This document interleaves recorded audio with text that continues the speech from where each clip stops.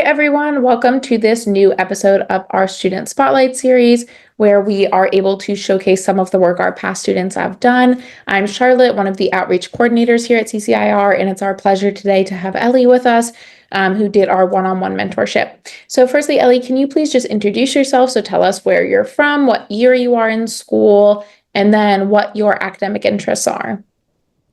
Yeah. Hello, my name is Ellie Kim. I am originally from South Korea. Right now, I'm enrolled in Northfield, Hermon, which is a boarding school in Massachusetts, and I'm a senior in high school. And my research was primarily around climate change and its psychological effect on demographics. Interesting. And then do you remember the mentor that taught your course? Yes, it's Dr. Recht, Samuel Recht. And then can you tell us, did you have any experience with this topic before you started CCIR?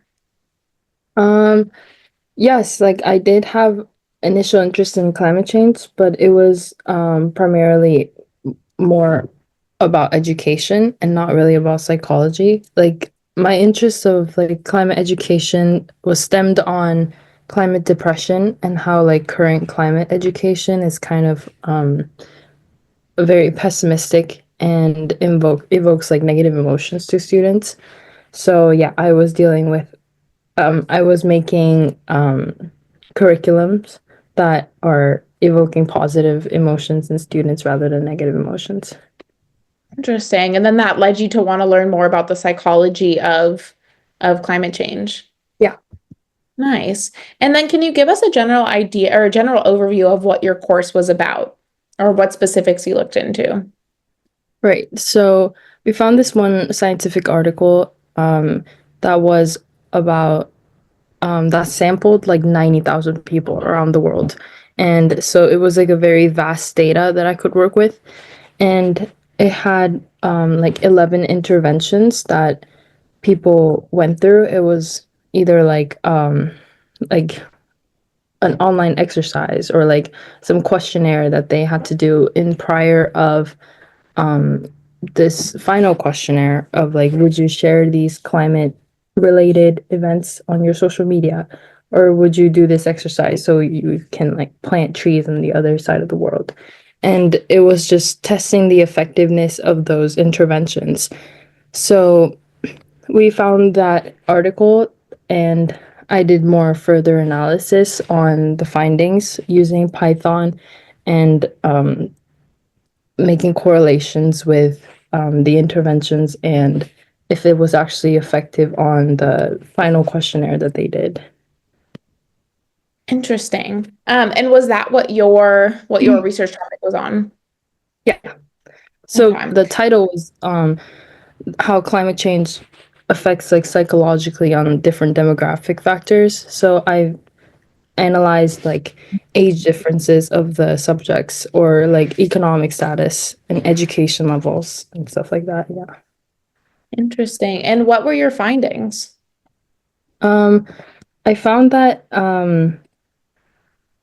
well, age, it was pretty intuitive at first. Like my hypothesis was that like the younger they are, the more likely they would be willing to share these like environmental related events on their social media. And that was turned out to be true. And education level also seemed to have like a high correlation with their willingness on sharing on social media or like planting trees. And it was interesting to see that economic status was also a big factor of it, and how low economic status people who turns out to not have access to social media, like there was an option in the questionnaire that you could choose yes or no, but also that you don't have access or like you're not like registered in like a social media platform. And that all seemed to skew the data a little bit. So it was interesting to see like the data pool was disproportionately more representative of like middle or like higher economic status. Right, that makes sense. Was there anything that you found that maybe you weren't expecting to find or that went against your hypotheses?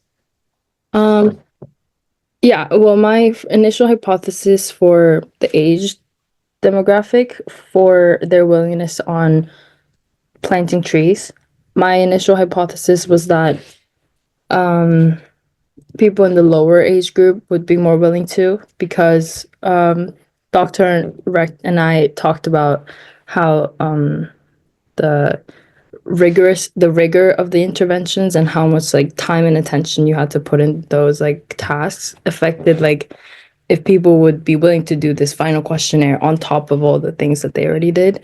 So I was expecting like, oh, like older age group wouldn't really like be willing to spend more energy and more time in planting trees exercises and like above all the interventions, but it turned out to be the opposite. And like people in the group of 40 to 60 were more willing to plant were more willing to put more time in exercises of planting trees, and that was the opposite of what I was expecting. Yeah, that's super interesting. I think also I would expect that younger generations would be more willing to, but maybe I think also given how readily available social media is to younger generations, maybe that's kind of our um, primary resource in terms of sharing information and spreading information. Whereas with older generations, they're more willing to because they're more used to going out and taking action because they had to do that type of stuff before social media was even, in the picture. Did you Hmm. do any secondary data and thinking about why that might be? Um, well, we like even though we did find some correlation on uh like the rigor of intervention and like their willingness, like it was generally correlated that if the intervention is more arduous, then they wouldn't be willing to like share on social media or like do these additional tasks. So well, yeah, it just turns out that like age didn't really play like a big role. Like it kind of like persisted onto like all the age groups instead of like, just the younger groups or just the older groups. So yeah, that was interesting how it affected my hypothesis. Yeah, that is interesting. And then my last question about your specific research project. Can you tell us what you think the importance of your findings are to the field or just the general public? Right. I feel like when I was first proposing this research idea, I was initially very pessimistic on where the climate change was, especially to our younger generation who has to live another like century with these like fast paced change in climate. And I feel like me conducting research or me making curriculums or whatever physical action that I do, the better it is for me personally on my psychology.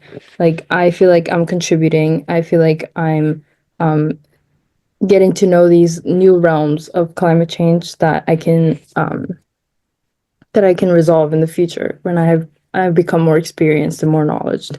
And these interventions and like these interventions and the additional tasks that show that these sharing on social media or doing these exercises made by experts who that can enable trees being planted on the other side of the world. I feel like exposing these knowledges to the world can bring more physical actions to young people like me. That's great. So now we're just going to shift to discussing just your general experience with CCIR. Firstly, can you tell us what your experience was like in the program doing a high-level research project like this as a high school student?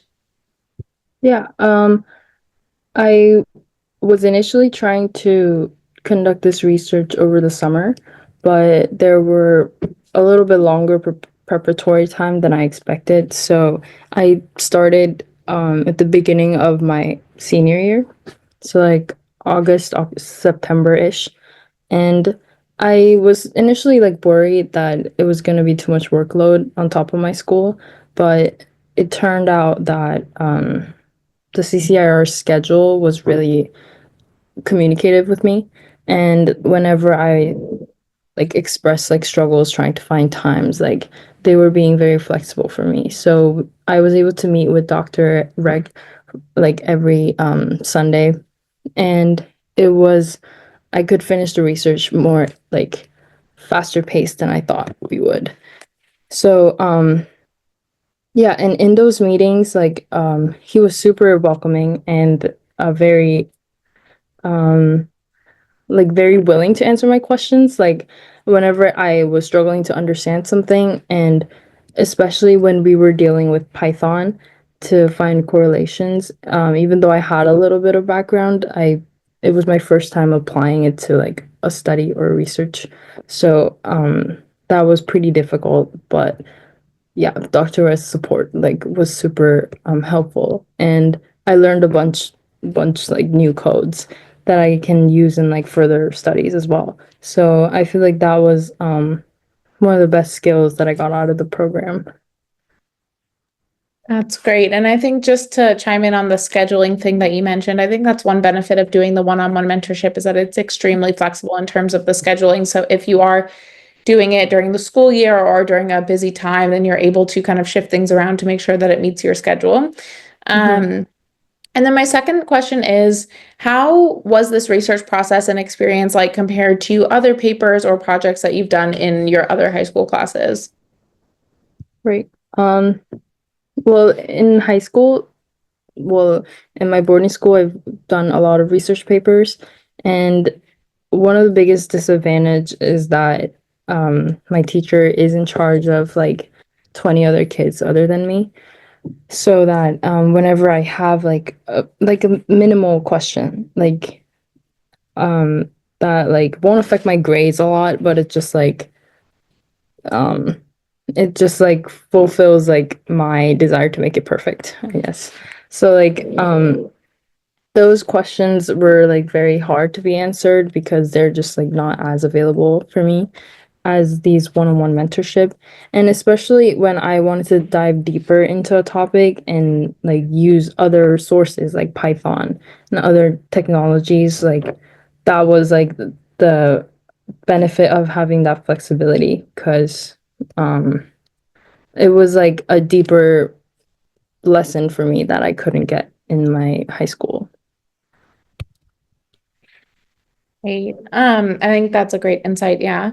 And then my next question is just about how your mentor kind of guided you through the program. So for those listening, we aim for the project or the program itself to be about 50% teaching, 50% research.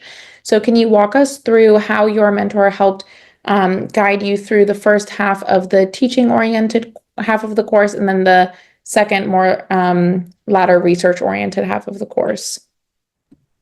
Yeah, so for me, I did have a little bit more like background, like experience on how like research paper is written and like basic formats and like the language, scientific language that should be used. And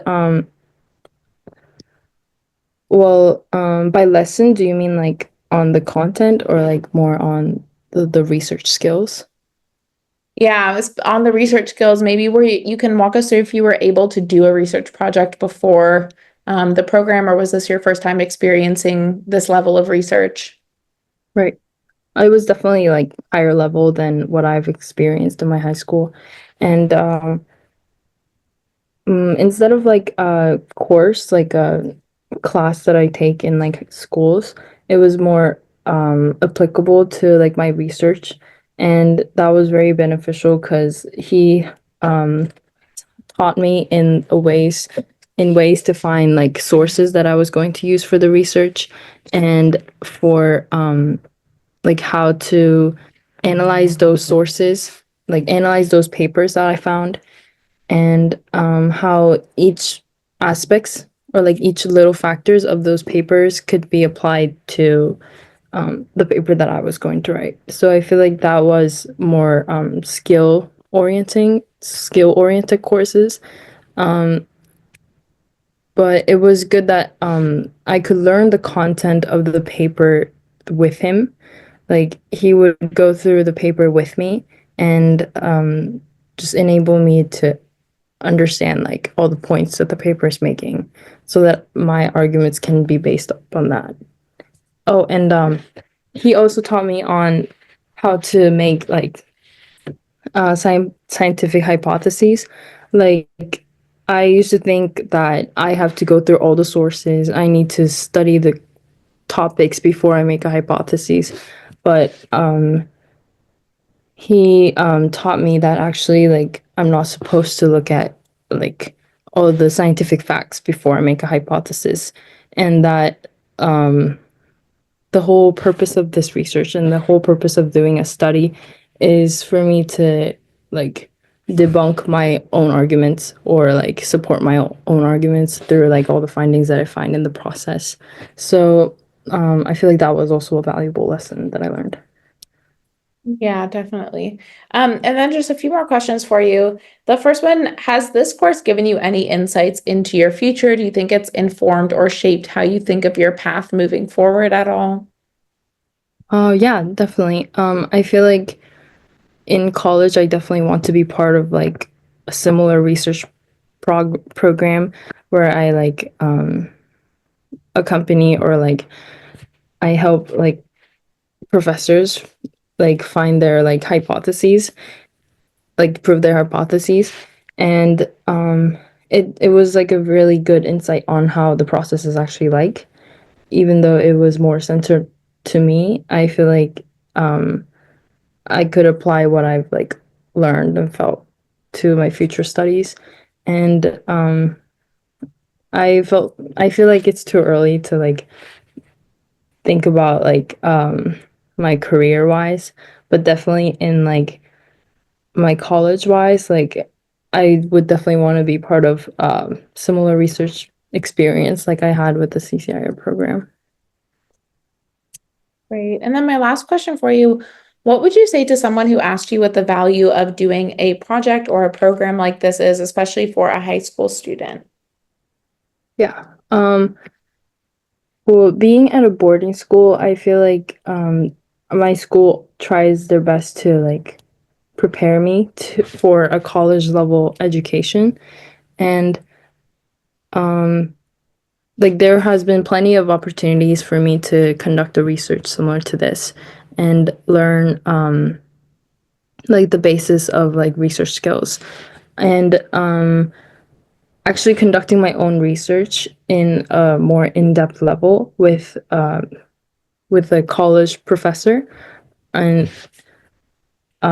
graduate school professors, like it's is like a completely new experience that we can't get at like our local high schools.